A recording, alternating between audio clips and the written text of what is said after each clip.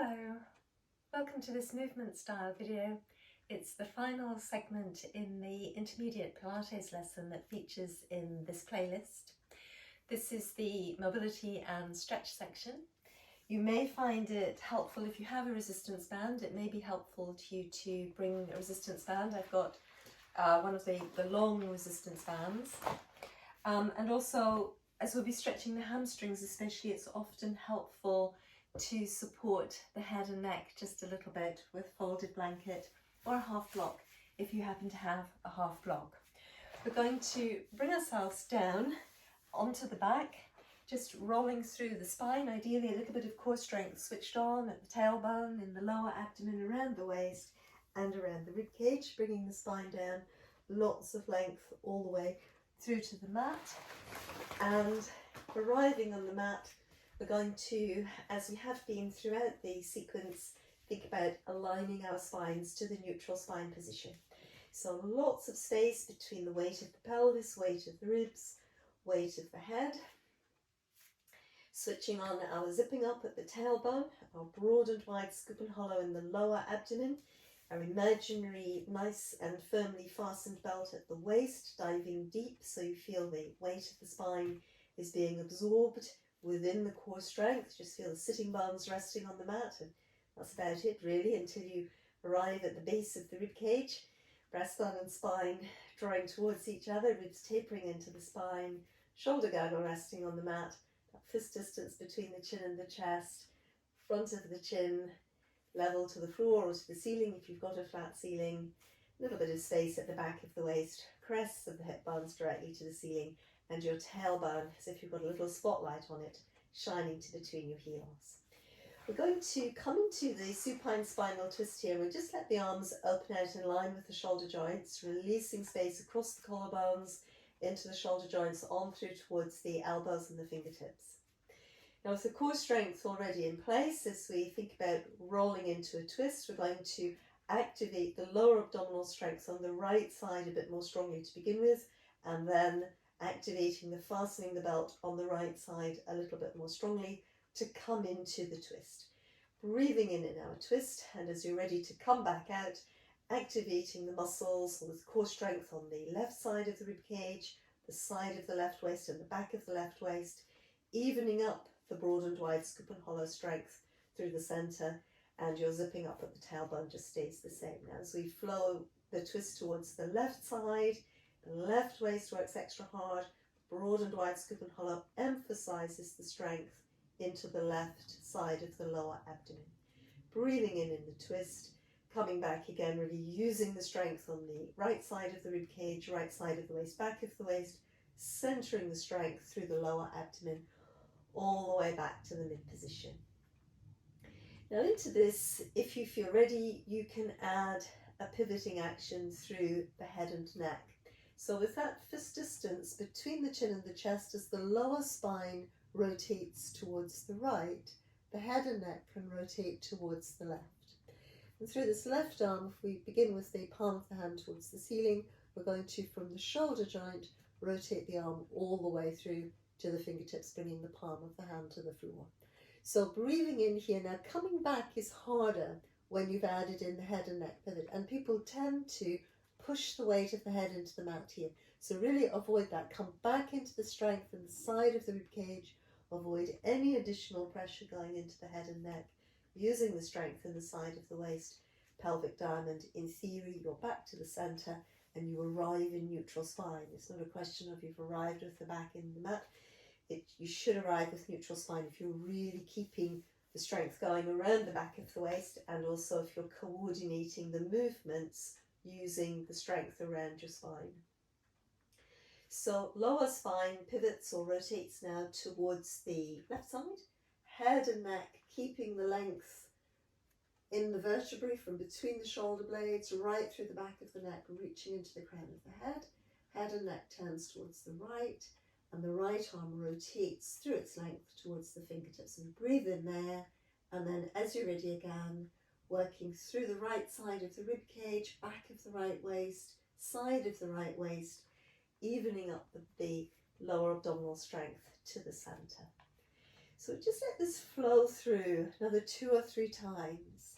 Again, having that sense throughout the movement that the weight of the spine is suspended within the core strength, and that you're flowing and coordinating the rotation action of the spine from out of your core strength muscles, avoiding using gravity and the weight of the legs to bring you into the spinal twist at any point, but just coming through by coordinating the many muscles that surround the movable joints of the spine within the trunk of the body.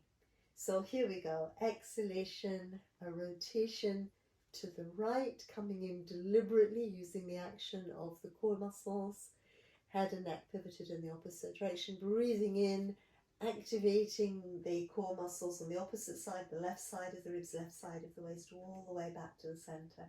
Head and neck come center. Breathing in, and then once again, as you're ready, last time we're flowing, rotating the lower spine to the left, head and neck rotate to the right, checking in with the strength below the shoulder joints to keep pressure out of the neck. We breathe in, right back up to the center again. Good, well done. So let's allow the arms to come in towards the sides, and we're going to think a little bit about stretching the gluteal muscles. If you've been following through on the whole of the sequence, then you've certainly been working your gluteals at different points, and we just think about stretching them here. So ideally we aim to keep the spine in the neutral spine again, so tailbone rolling into the mat, a bit of space in the back of the waist.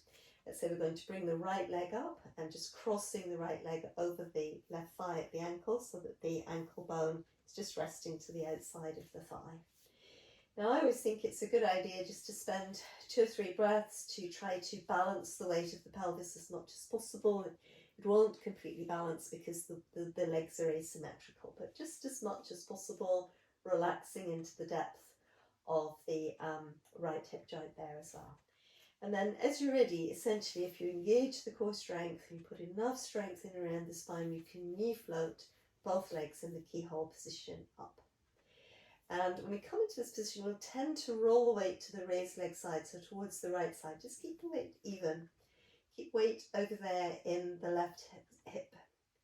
And you probably feel that the work's more intense. Now for some people, reaching through is causing the upper back and neck and shoulders to arch and do all manner of different things. If you pass the resistance band, if you double the resistance band up, pass it underneath the lower leg, they help you to bring the legs up. They don't have to come as high.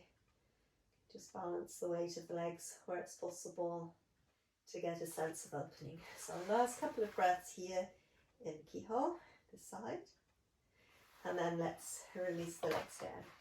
Going to just fasten in underneath the back of the thigh on the right leg and sliding the left leg away, just really opening up over the front of that left hip. A bit of a hip flexor stretch. Good as well after the sequence that we've been working. So then we're going to place the sole of the right foot on the floor, crossing the left leg over, releasing through the depth of the hip joint, aiming to balance the weight as much as possible through the pelvis, thinking about our neutral spine alignment, and then once again diving deep into the core strength and knee floating the legs up and towards you. So just adjusting the weight through the pelvis so that you've definitely got weight going into that right hip this time, not everything going to the left. And again, if it feels like a better idea, if the upper back, neck and shoulders are sort of all over the place, you just lift up using something underneath if there's not enough flexibility here and the back's arching. So last couple of breaths in this position. That's it. And then again, as you're ready, let's release, abdominal muscles stay strong, the legs back towards the mat, fastening underneath the back of the left thigh this time, and sliding the right leg away. So just keep the spine nice and long. See if you can really open up the distance between both knees, holding and maintaining your tailbone in contact with the mat. So it's not going to stretch the hip flexors very well. If the tailbone lifts up, try to keep the tailbone down and open up that distance between both knees. So we breathe and then release it. So let's just slide both legs away, Roll the legs inwards and outwards at the hip joints, wobbling pelvis on the mat, releasing through the shoulders as well, just a gentle shimmy on the floor. So let's from here come into opening the hamstrings a little bit. If you have the resistance band, again, as when we're going to be especially using it, and we can pass the resistance band over the sole of, let's say, the right foot, set up our neutral spine, and then zipping up at the tailbone, broad and wide, scoop and hollow, waist in position, spine through the ribcage down, neck released. So we come into the knee float position, and then once again we're working the connection between the sitting bone and the heel, but this time opening through that connection, reaching up sitting bone to heel, breathing in to come back. Now a lot of the time when people are working a hamstring stretch, what they do is push into the floor and send the leg up, and actually when I do that, my leg goes up an awful lot more easily, and one of the reasons for that is that I'm no longer genuinely stretching my leg, but instead I push my hips into the floor, and that lets the leg move up just more easily. But it's not such a genuine opening of the hamstrings, and if we're aiming to open up our flexibility, then we need to use technique, the same as when we're trying to strengthen and tone our muscles. We need to use a precise technique if we wish to gain a precise shape. And if we wish to gain a precise flexibility, in this case precisely through the hamstrings, again we need to be relatively precise. So we keep the pelvis in the neutral, and it may feel pretty hard, and we try as well not to displace the weight of the leg down into the floor. So it's as if you were in standing and you were trying to work a kick from the hip joint, rising onto the ball of the foot, or hopping and maintaining your balance. So you can't, in standing, press the weight into the air behind you. So again here, if you can, really absorb the weight of the spine into the core, absorb as much as possible the weight of the pelvis into the core, and as your leg stretches away, feel that your body stays relatively light on the mat. Now the resistance band can give you something to press against. And you'll feel the muscles on the front of your thigh pulling up through here, close to the front of the knee and front of the thigh, working the back of the leg lengthening. If you haven't got a resistance band, it doesn't matter. You just lengthen through, again, use the strength here and feel that your leg is really connecting back into your pelvis. And this is important because in a moment when you're ready, and if you're ready, we're going to breathe out and lower the leg just to the height of the supporting knee, and then breathe in, release it back up again. Now again, as the leg lowers, belt fastened, weave in your small back, lower back strength, pull up a little bit through the low glutes and the glutes, and keep anchoring the leg into the pelvis through the front of the leg. Breathing in to come back up. And once again, you're aiming to not press into the floor. Now if you've got your resistance band, it's a little bit easier because you can support some of the weight of the leg in the band, but also it just gives you more guidance for the movement. So you can rest into the band if you need to, but if you feel strong enough, just try to beat into the band, work against the resistance of the band. So again, belt fastened, weave in your small back, lower back strength, get it to meet the low glute and glute strength, pulling up opposite direction and coming back up. Now if you feel steady, spine steady, pelvis is steady, then, and the small of the back's not arching, you can go lower and come back up. But you're still aiming as you increase the range of movement to keep the spine steady and to maintain the weight of the body the same against the mat as the leg is flowing. Now that's pretty challenging, and it's probably for the majority of us not absolutely possible. Again, if you want a little bit more challenge to the stability through the pelvis, you can knee float up on the other leg. Without the resistance band, you may find that you're not going quite so low. So really listen to your lower back, and listen as well. You can always, don't have to listen, you can actually feel. Is the lower abdomen staying hollowed as the leg flows up and down? So last one, and then fold the legs back in and towards us, and think about working on the other side now. So if you're working with a resistance band, just pop the resistance band around the sole of the foot before you knee float the leg up. And if you haven't got the resistance band, We've gone through that on the first side. So spine nice and long and free, so it's the knee float. And then again, using that back of waist strength, really hollow in the lower abdomen, especially close to the pubic bone, to help you open the hamstrings. Now the connection, sitting bone to heel, opening, using the strength on the front of the leg to help connect the leg back into the hip joint. We're going to need that in the lowering action. Also, it's quite key to release and lengthen over the front of the spine, inside hip joint, inside knee heel. And this other leg, again, just letting it stay relaxed. So we do another couple of stretches here. And again, you can, if you want to, really work into the resistance band in those stretches. And work into the resistance band. And then as you're ready, first 2 or 3, just checking it out, keep it gentle. Weave in your small back, lower back strength. You're just lowering the leg to in line with your supporting leg, just to check that the strength is there, to check that the midsection is stable, pelvis is stable, and the weight not pushing and wobbling around too much.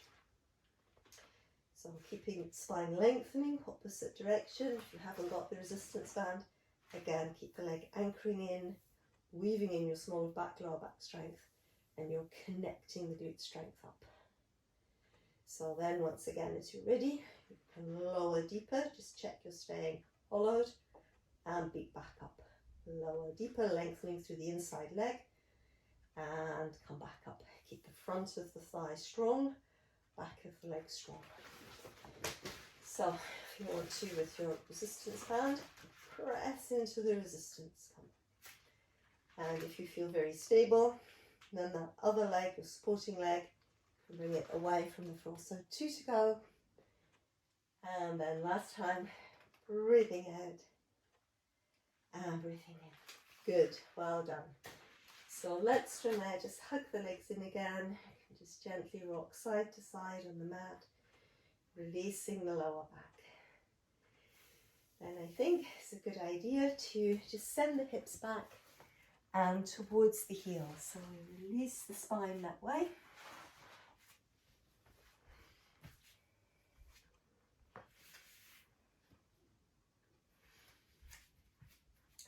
And stretching. So just 2 or 3 breaths here, allowing the lower back to relax, feeling that the muscles and sides of the rib cage can open, broadening out across the collarbones, and breathing. And as you're ready, we're going to bring the body up to standing. So we need to engage the abdominal muscles again, the abdominal core muscles, lower abdomen and around the midsection. We're rolling up through the spine, just letting the weight of the arms relax in towards the front of the body, restacking the spine vertebra by vertebra through to the crown of the head. And then from there, let's just bring ourselves up to standing, keeping the core muscles going. Roll up through the back, all the way through. So arriving in standing, we're going to roll up and roll down a couple of times. I'm going to come back to this action that we had in the standing warm-up, where we shrug the shoulders down and away from the ears. We thought about the shoulder blades as if we were drawing them down the back, but in point of fact they just stay in position, and as the arms flow up, then again we need to keep the rib cage in alignment with the pelvis and the spine in neutral. So let's just align our legs underneath the hip joint so we can turn the toes out and then bring the heels in line with the toes. Think about the weight aligned, heel to ball of foot, a little bit more weight through the insteps, pads of the little toes down.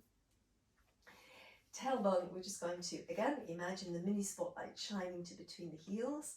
Our zipping up at the tailbone, our broad and wide scoop and hollow in the lower abdomen, our imaginary elasticated belt squeezing in around the waist, across at the back, across at the front and at the sides, squeezing the waist away from the belt, ribs tapering into the spine, breastbone and spine moving towards each other, and this distance between the chin and the chest.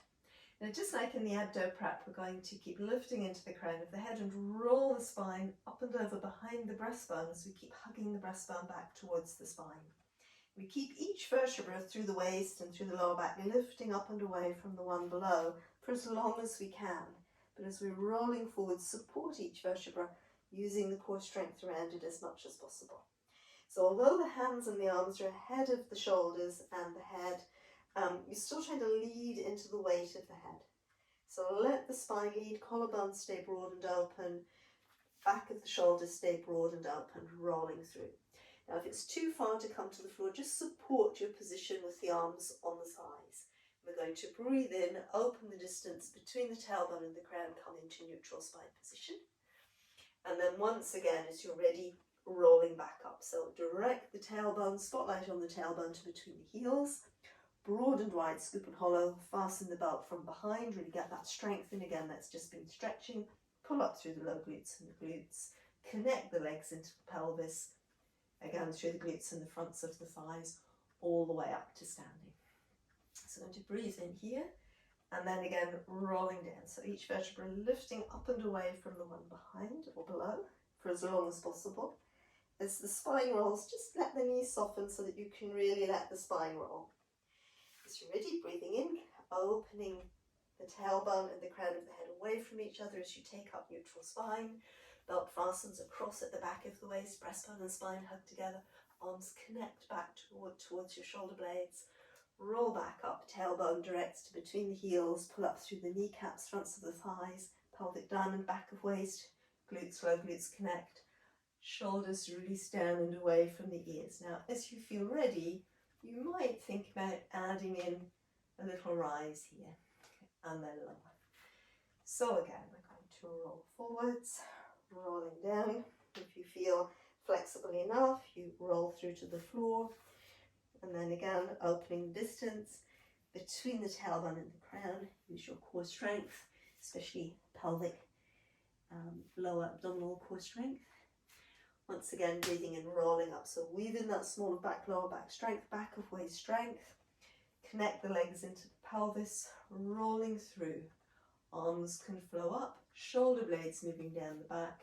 Check that you've got lots of strength behind you, rising and then lowering. So let's give it one more go.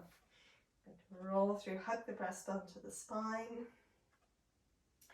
Waist working at the sides and the front. It begins to let go a bit at the back. Rolling through, opening tailbone to crown. Lengthening the spine. Use your lower abdominal strength to lift the pelvis away from the tops of the thigh bones so you can really open the space through the spine. Shoulder blades move down the back, sitting bones move in the direction of the heels. Pelvic, abdominal strength working, glutes, low glutes, back of waist. Arms connect into the upper back. Arms can flow down. Feel the connections, heels to sitting bones. Rise, lowering heels, bringing the arms down. Good, well done. Thank you for watching. I hope you've enjoyed this intermediate Pilates sequence. If you haven't subscribed to the channel, please think about doing so. Please write comments in the comment section so that I know how you've got on with the video. Hope to see you again soon.